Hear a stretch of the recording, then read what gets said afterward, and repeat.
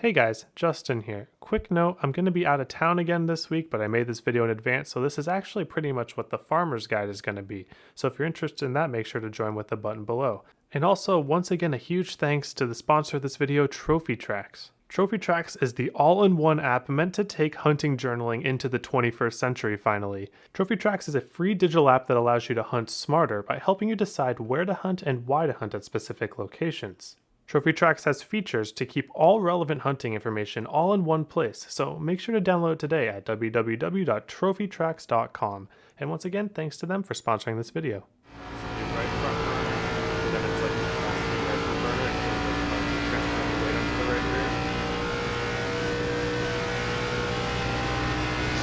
Texas 2020. This is Texas 2020, New Texas. Oh, no, I think I did Texas. I think it's Texas, not Texas 2020. I think Texas 2020 is this.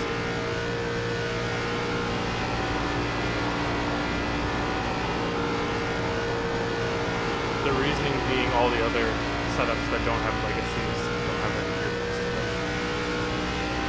13.373. So this one is just Texas Oval.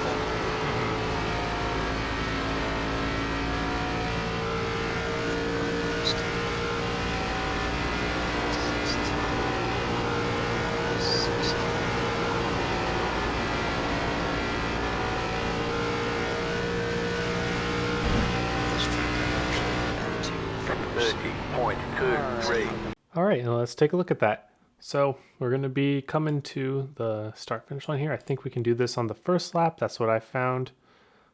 So for the run up, we can do this basically. We don't have to do the top here. So there's this weird thing about Texas 3 and 4.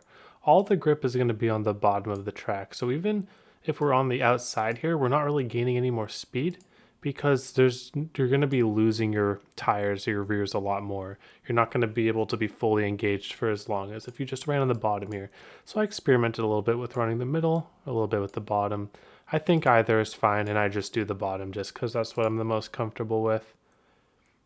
All right, so full throttle just the whole way. Should be easy enough.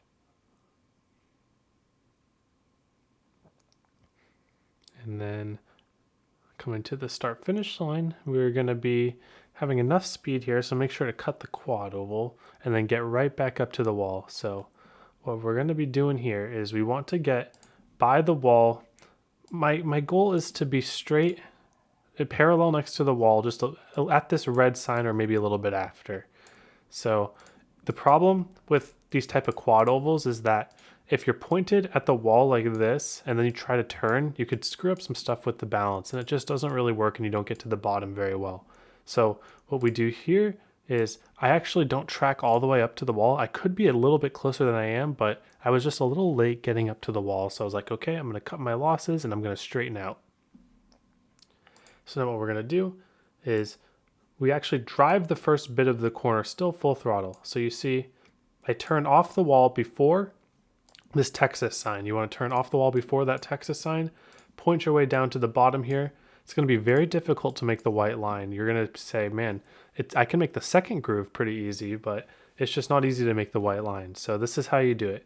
You full throttle about maybe a third of the way down. We're going to be aiming to full throttle until just about when we get to this seam. And then from there, we hit the brake. We transition from a full throttle to a 30% brake. And what this brake is going to do is it's going to help rotate our car with our low brake bias down to the white line. And once we get down there, we help it out. So you see, I'm actually getting on the gas early, and there's a reason for this. So I've been talking a lot in my videos lately about never arguing with the car.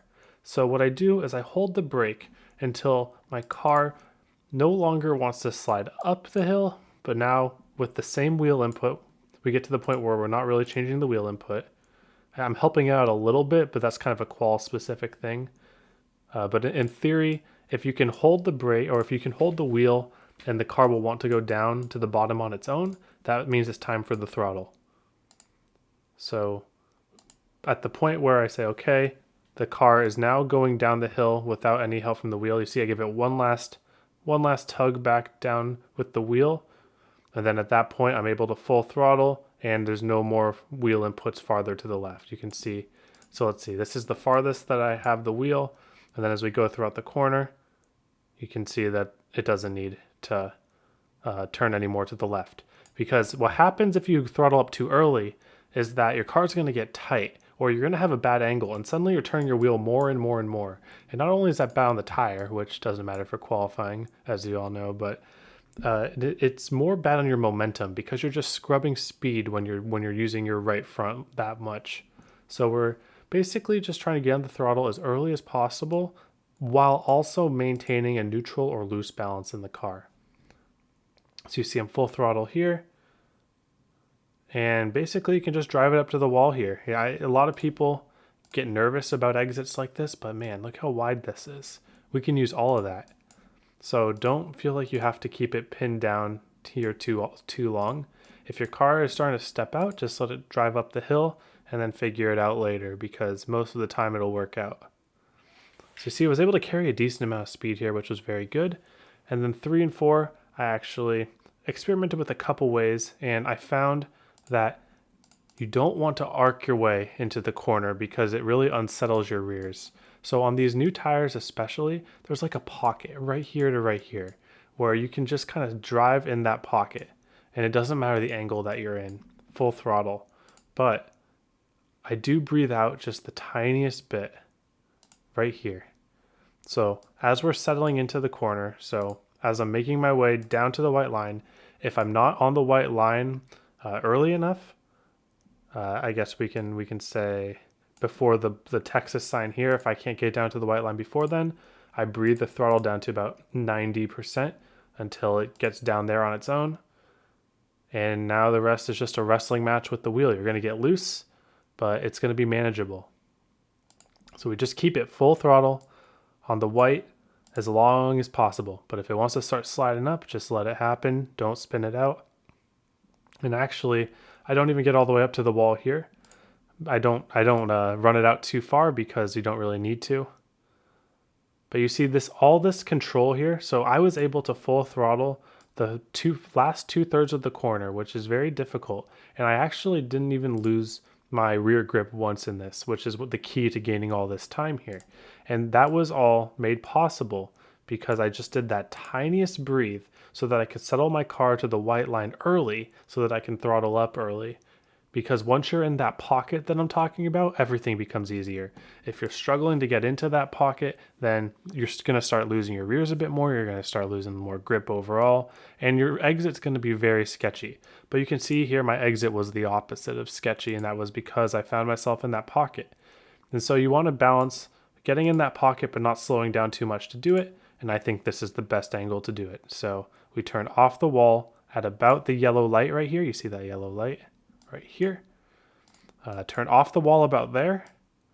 Drive it all the way down full throttle. And then right before you get to the white line, just help it out with a little breathe and stick it to that white line. Should be simple enough. And then last thing, we get off the corner and how much of that quad oval do we cut? Well, here I think I take a little bit of grass accidentally. You don't necessarily want to do this, but you can see I've done it a couple times. It's fine to touch the grass, but it's just better if you don't, honestly, because the grass kind of slows you down marginally. But this is all like 100th of a second, so it doesn't matter too much. But yep, we were able to get a good lap, I think, here. So now let's go take a look at the long run. All right, let's do the long run. So I've already put in 20 laps here, but I wasn't happy with how they were going because I think I found a new line that will help save tires. And it's kind of weird, but I think it's also pretty in line with some other things that we've discovered in the Arca car. I think that arcing 1 and 2 takes a lot out of the right front. So I think what we want to do is take a shallow entry, use a ton of brake, and just drive it off the corner. So instead of going way wide here, I'm going to go really shallow. I'm going to brake to the white line, and I'm going to just ease into throttle. And don't worry about my relative right now. If I can get it 31.5, I'll be happy with this lap.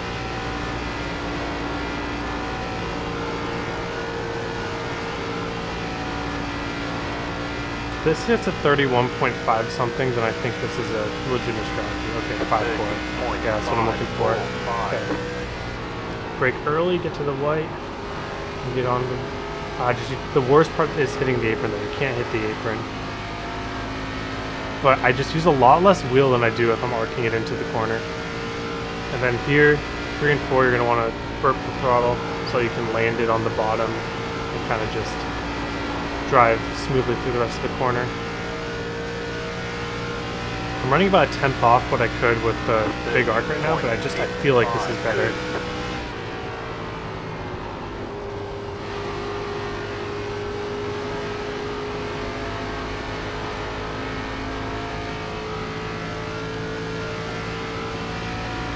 And I think I'm overdriving one a little bit.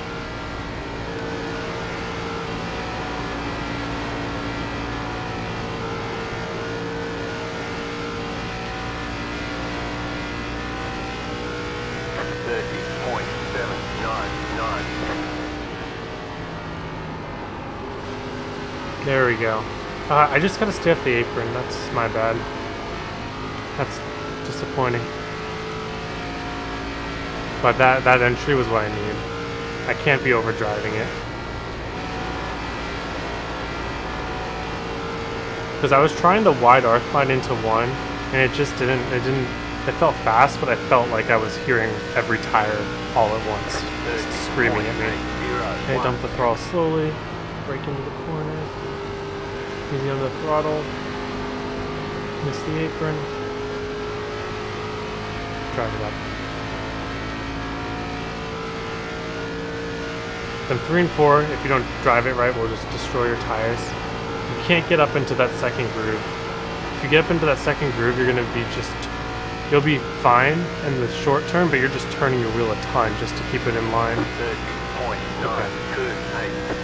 Dump the throttle, brake early. Yeah, I'm using so much less wheel with this than I was when I was doing wide. I really think that's going to mean that I'm going to have more even tire wear. Because I was at like 94, 96 after like 10 laps.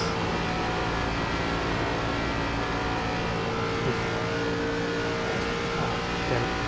That should be fine. Okay, keep it low. Dump the throttle early. Brake to the white line. Get it down there. Put on the right rear as much as you can. It's more neutral than the right rear feeling. You're not really loose under that throttle, but the point is you're not tight.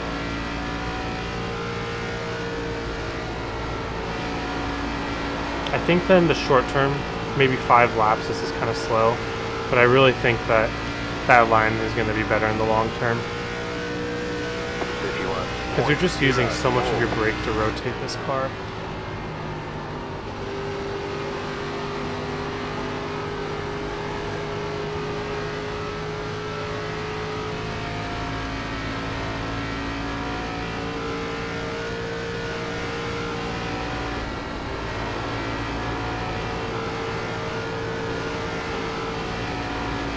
I'm going to show you guys I'm going to try the wide line once. It shouldn't matter too much for the tires to do it once. But we go all the way out here, we brake all the way down to the white. I'm just waiting so long on it. It's faster. I know that I could have done that about half a tenth better.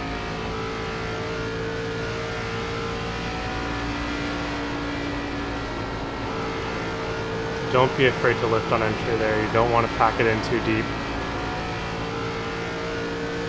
Okay. I'm going to try wide one more time. I don't feel like I did that very well.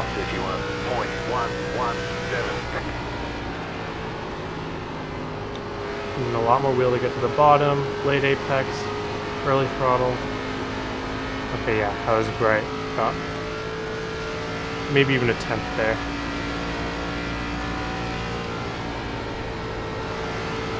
I just think that uses a lot more steering wheel to get that done, which is going to hurt on the long term. You can see it kind of come back as the tires wear in 3 and 4. Basically, whatever you do in 1 and 2, 3 and 4 keeps you honest.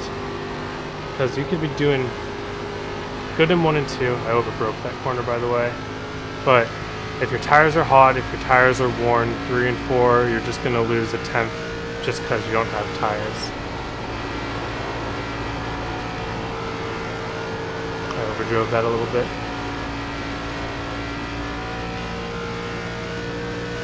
Okay. Let's try to get this better again. So early-ish braking. Oh my god, the shadows are kind of messing up my line. That's okay.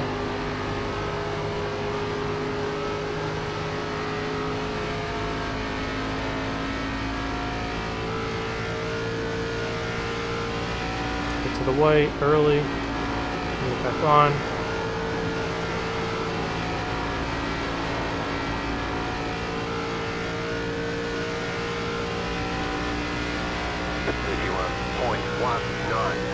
There's the white line, spot it, get to the bottom.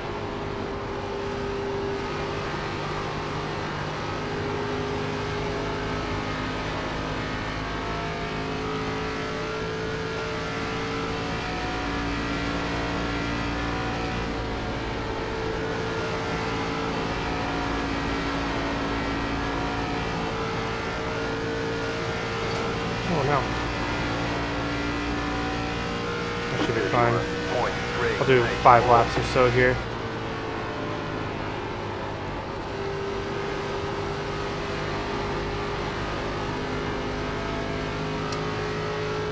It just feels like my exits are so much less intensive on the right front.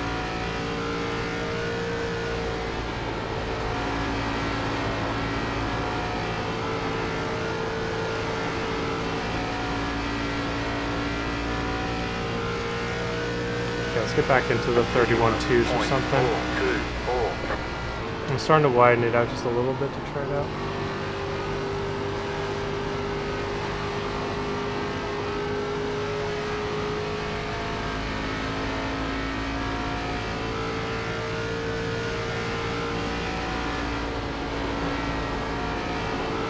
I definitely, the right front's going regardless. I can feel that in 3 and 4. It's keeping me honest.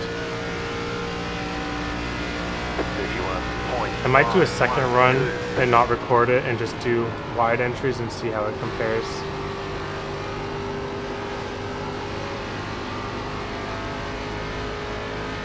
Alright, yeah. I'm going to come to the checker flag this time, and I'm going to do a run of wide entries, and then we're going to compare and see what the times are, and then what the best tire saving method is.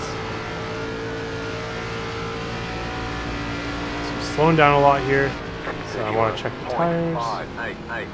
And